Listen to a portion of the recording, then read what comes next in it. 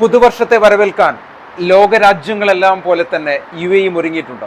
UAEയുടെ ശ്രദ്ധാകേന്ദ്രം എന്നാൽ അത് ദുബായിയുടെ Burj Khalifa തന്നെയാണ്.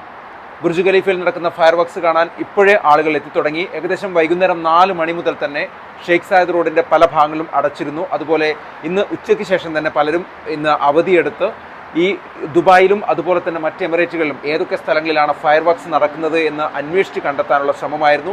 അങ്ങനെ അവരവരുടെ ഇടം ഉറപ്പിക്കാനുള്ള ഒരു തത്രപ്പാടാണ് ഈ ഒരു സമയത്ത് നമ്മൾ കാണുന്നത്. ഇപ്പോൾ ഏകദേശം വൈകുന്നേരം 5 മണി കഴിഞ്ഞ് 30 മിനിറ്റ് ആകുന്നു. ഏകദേശം രാത്രി 12 മണിയോടെ നടക്കുന്ന ഫയർ വർക്ക്സിന് വേണ്ടി തന്നെയാണ് എല്ലാവരും കാത്തിരിക്കുന്നത്. അതോടൊപ്പം എടുത്തു പറയേണ്ട ഒരു കാര്യം, ഈ ദുബായ് ഒരുങ്ങുന്ന സമയത്ത്, അതായത് ഫയർ വർക്ക്സ് കാണാൻ നമ്മളൊക്കെ ആഗ്രഹിക്കുന്ന സമയത്താണ് ഈ രാജ്യം അവിടെ എത്തുന്ന ഓരോരുത്തരുടെയും സുരക്ഷയ്ക്ക് വേണ്ടിയിട്ടുള്ള കഠിനമായ പരിശ്രമം നടത്തുന്ന ഒരുപാട് പോലീസുകാർ, അതുപോലെ തന്നെ ഹെൽത്ത് അതോറിറ്റി, ഇവരെല്ലാം 1800ഓളം ഹെൽത്ത് ഉദ്യോഗസ്ഥരാണ് ഇതിനുവേണ്ടി മാത്രം ദുബായ് എമിറേറ്റിൽ വിന്യസിച്ചിരിക്കുന്നത്. ദുബായിൽ പ്രധാന ആകർഷണ കേന്ദ്രം ബുർജ് ഖലീഫയാണെങ്കിൽ അതുപോലെ തന്നെ ഏകദേശം 8 or 9 തവണ ഈ പറയുന്ന ന്യൂ ഇയർ വെടിക്കെട്ട് ഒരുക്കിയിരിക്കുന്നത് ഗ്ലോബൽ വില്ലേജിലാണ്. അതുപോലെ 53 മിനിറ്റ് ദൈർഘ്യമുള്ള വെടിക്കെട്ടുണ്ടാകുന്നത് അബുദാബിയിൽ, അതുപോലെ റാസൽ ഖൈമിൽ ഗിന്നസ് റെക്കോർഡിന് വേണ്ടിയുള്ള മറ്റൊരു ഫയർ വർക്ക്സും ഇന്നത്തെ ദിവസം നടക്കുന്നുണ്ട്.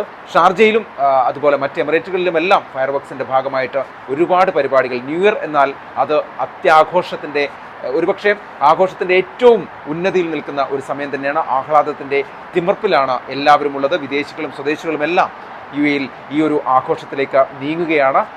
ന്യൂ ഇയർ പിറക്കാൻ ഇനി ഏതാനും മണിക്കൂറുകൾ മാത്രമേ ഉള്ളൂ. ആ ഒരു മണിക്കൂറിൻ്റെ അവസാന ഘട്ടത്തിലേക്ക് നീങ്ങുകയാണ്. പ്രതീക്ഷയോടെ നല്ല ഒരു വർഷമാവട്ടെ 2025 എന്ന് തന്നെയാണ് എല്ലാവരുടെ ഒരു കാര്യം കൂടി പറയട്ടെ, സുരക്ഷിതത്വം പ്രത്യേകം ശ്രദ്ധിക്കുക. നിങ്ങളുടെ കാര്യങ്ങൾ, പ്രത്യേകിച്ചും വാഹനയാത്രക്കാരെല്ലാം പൊതുഗതാഗത സർവീസുകൾ പരമാവധി ഉപയോഗിക്കാനും ശ്രദ്ധിക്കണമെന്ന് കൂടി ഓർമ്മിപ്പിക്കുന്നു.